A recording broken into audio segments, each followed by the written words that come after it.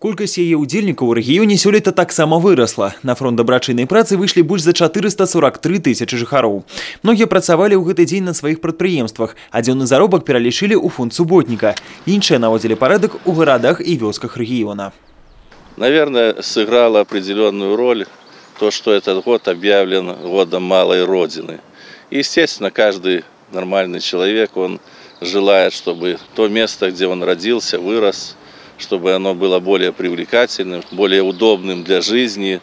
Поэтому, во-первых, откликнулись на это наши известные люди. И их пример, конечно, тоже послужил определенным толчком для участия в субботнике. Палову ад заробленых падчас суботніка сродкаў вобласць пералічыла ў рэспубліканскі бюджэт. Яны пойдуць на абнаўленне медыцынскай інфраструктуры да другіх еўрапейскіх гульняў. Астатнія застануцца ў рэгіёне.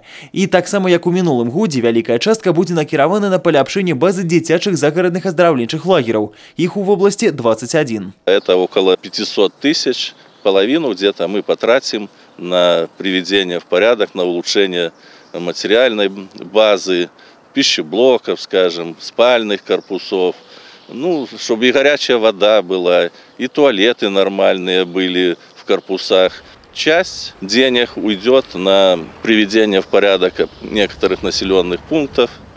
Ну и, естественно, конечно, мы будем уделять внимание это различным мемориалам, где захоронены воины советской армии. Суботнік завершаны, але праца працягваецца. У год малой радзімы яшчэ шмат адрасоў, дзе патрабуецца прыкласці рукі.